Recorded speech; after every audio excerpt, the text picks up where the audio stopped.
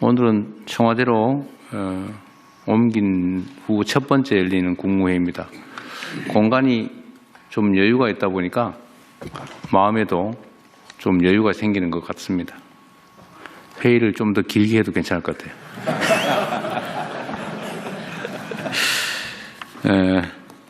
먼저 복귀 작업을 차질 없이 준비해 준 공직자 여러분, 그리고 응원해 주신 국민 여러분, 불편을 감수해 준 언론인 여러분께 깊이 감사드립니다.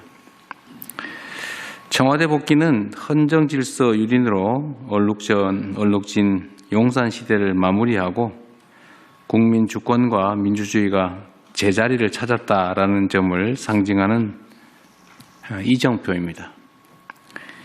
이번 복귀를 계기로 국정의 중심은 국민이다.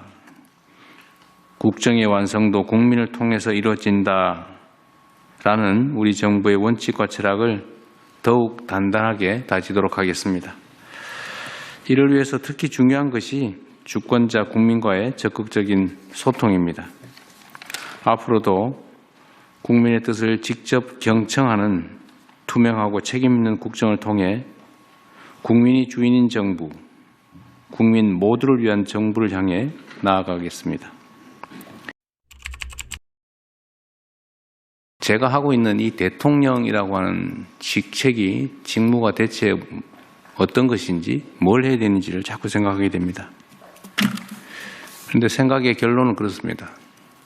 대통령의 가장 큰 책임은 국민을 통합하는 것입니다. 국민들의 통합된 힘을 바탕으로 국민과 국가의 더 나은 내일을 만들어가는 최종의 책임자, 그게 바로 대통령이라는 생각이 듭니다.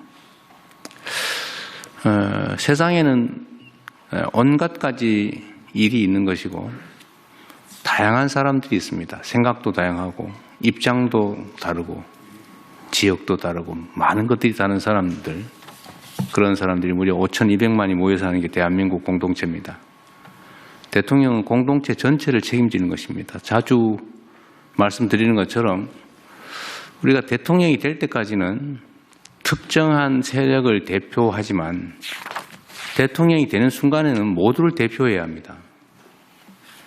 전쟁과 정치가 다른 이유가 바로 그것이죠. 전쟁은 점령해서 다 갖는 겁니다. 필요하면 다 제거할 수 있어요. 그게 전쟁이죠. 그런데 정치란 그러면 안 되는 거죠. 최종 권력을 갖게 되더라도 그 최종 권력을 쟁취하는 과정에 함께한 세력, 사람들만이 모든 것을 누리고 그 외에는 모두 배제하면 그건 정치가 아니라 전쟁이 되어버립니다. 원시적이죠. 우리 사회가 예를 들면 7가지 색깔을 가진 무지개와 같은 집단이라고 할 수 있겠습니다. 빨간 생각하는 사람, 파란 생각하는 사람, 노란 생각하는 사람, 보라 생각하는 사람, 흰 거 생각하는 사람, 까만 거 생각하는 사람, 온갖 사람들이 있지 않겠습니까? 그런데 가끔씩은 흰색 중심의 사회가 될 것이냐, 파란색 중심의 사회냐, 빨간색 중심의 사회가 될 것이냐를 가끔씩 선거를 통해서 그 구성원 전원의 의견을 들어서 결정하지 않습니까? 파란색을 좋아하는 사람들이 권한을 가졌다고 해서 그 사회를 통째로 다 파랗게 만들 수는 없는 거예요. 그렇게 만들면 안 되지 않습니까? 그럼 빨간색 어디 갑니까? 빨간색은 우리나라 공동체 사람의 자격을 상실하는 겁니까? 그렇지 않죠. 여전히 대한민국 국민이고 주권자 아닙니까? 그리고 얼마 전에 우리 업무 보고 이제 마치면서, 아직 다 끝난 건 아니죠. 제가 지금 누락된 공공기관에 대해서는 전체 모아서 한번 보고를 따로 하자고 했죠. 지금 남아있는 게 한 100개 넘겠죠? 거기 따로 할 텐데, 어쨌든 업무 보고가 대체적으로 끝난 상태인데, 제가 한 6개월쯤 후에는 업무 보고를 다시 하겠다고 했는데, 보통 이제 1년에 한 번씩 하는데, 제가 6개월 후에 하겠다고 하는 이유는 지금 초기여서 좀 방향을 명확하게 신속하게 좀 잡아야 되기 때문에 그렇습니다.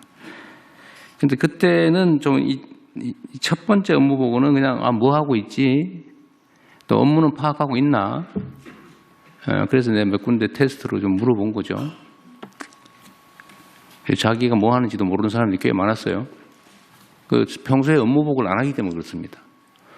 그냥 자기가 하는 일이 뭔지도 뭘 해야 되는지도 모르고 그냥 시간이나 때우고 누릴 것만 누리는 그런 경우가 가끔씩 있어요. 다음 6개월 후에는 그런 일이 없게 각 부처 보고를 부처에서도 한번 따로 할 거죠. 그거 하시고 어쨌든 산하기관이나 산하 조직들이 그런 얼빠진 행동을 하지 않게 잘 챙겨주시고 6개월 후에는 제가 그 상태를 한번 체크해 보려고 하는 겁니다. 계속 말씀드린 내용이 국민들에게 우리가 좀 더 가까이 가야 된다. 이 가까이 간다는 것도 사실 표현이 부적절하죠. 우리는 원래 국민 속에 있는 조직이죠. 국민 그 자체죠, 사실은. 국민의 도구. 그런데 따로 놀아요, 쉽게 말하면. 국민들은 국정이 어떻게 돌아가는지, 지방 행정이 어떻게 돌아가는지 몰라요. 그거 잘 안 가르쳐줘요, 이상하게. 예산 공개도 참 어렵더라고요, 보니까. 이제는 다 예산 공개하고 있죠? 네. 세부내까지. 뭐든지 알려줘야지. 주인한테 알려줘야지. 왜 주인한테 숨깁니까? 그게 이제 부정부패의 원인이기도 하고, 복지부동 게으름의 원인이기도 하죠. 최대한 공개하고, 보여드리고. 왜냐하면 주체니까요. 그래서 제가 전에 관련 단체 수혜자, 이해관계자에게 최대한 많이 접근하고 논의하고 들어봤으면 좋겠다. 똑같은 일을 하더라도 얘기를 들어서 하는 거하고 그냥 일방적으로 하는 건 다르죠. 우리가 그 국민을 주인으로 대접하느냐, 통치나 아니면 정책의 대상으로 격하하느냐, 다 우리한테 달려 있지 않습니까? 그렇게 하면 안 되죠. 그래서 국민과 좀 더 가까이 했으면 좋겠고요. 국민들의 목소리를 잘 들어야죠. 뭐 방법은 아주 다양한데 저는 사실 저한테 오는 메시지 다 읽어보거든요. 그러다 보니까 좀 밤늦게까지 읽는 경향이 있는데 뭐 그런 것도 보고 어디 뭐 댓글도 좀 보고 보면 도움이 되는 게 많아요. 우리가 모르는 걸 아주 정말 잘 체크합니다. 그런데 이걸 악용하는 집단이 있어요.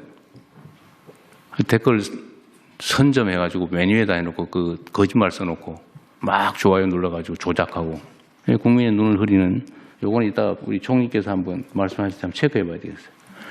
전에 댓글 여론 조작하는 것 수사 좀 하라고 했는데 어떻게 됐죠? 저기 행안부. 네, 예, 좀 하고 있어요? 예, 하고 있습니다. 어떻게 하고 있어요? 경찰청에서 전담 조직을 만들어서 만들었어요? 예. 어쨌든 성과를 좀 보고를 좀 하라고 하십시오. 네, 알겠습니다. 너무 지저분해요. 예. 그리고 이거는 우리 한성숙 장관님은 종전 직장 상황을 한번 물어보고 싶은데 네. 그 대표적인 포털이니까 그 댓글에 어떤 사람이 예를 들면 매크로로 쓰는지 어떤 사람들이 조직적으로 하는지를 대충 기술적으로 좀 체크 가능하죠. 네, 기술적으로 IP 체크하면 저희가 이제 댓글 보면서 예전에 체크해 보면 특정한 집단이 반복적으로 쓰는 경우가 그러니까요. 벌어집니다. 그 업무방해 아니에요.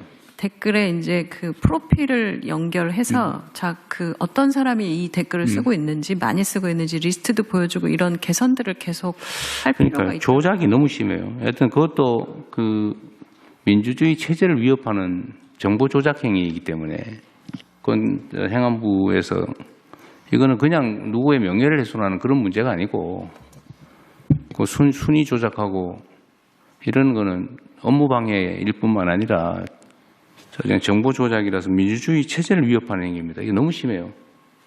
각별한 경각심을 가지고 예. 경찰이든 검찰이든 행안부든 법무부든 잘 챙겨주시기 바랍니다. 국무회의 때 사전에 좀 얘기를 좀 해주시고 의제들이 있으면 얘기를 좀 같이 나누면 좋겠어요. 특히 이제 우리 국민들께서 관심 가질 만한 어차피 계속 공개할 거니까 국민들께서 관심 가지실 만한 의제인데 다른 부처청에 관계된 거 또는 국민들께 공개적으로 협조 요청 드릴 거 이런 게 있으시면 요 공간을 좀 활용하면 좋겠어요. 국민들 관심도도 높고 뭐 넷플릭스보다 더 재밌다고 하는 사람도 있으니까 고정 시청자도 좀 생겼다고 그래요. 국정 홍보에도 도움이 되니까 너무 딱딱하거나 뭐 형식적인 거 말고 정말 국민이 관심 가질 만한 일, 관심 가지셔야 될 일, 또 다 부처 청들과 협의해야 될 일들을 좀 얘기를 간단히 하면 좋겠습니다. 좀 미리 국무조정실이 그 현안들이 있으면 좀 받든지 해가지고 저한테도 하나 보내주시고. 예, 그렇게 하겠습니다. 우리 국무위원 방도 잘 활용하면 좋겠네요. 네,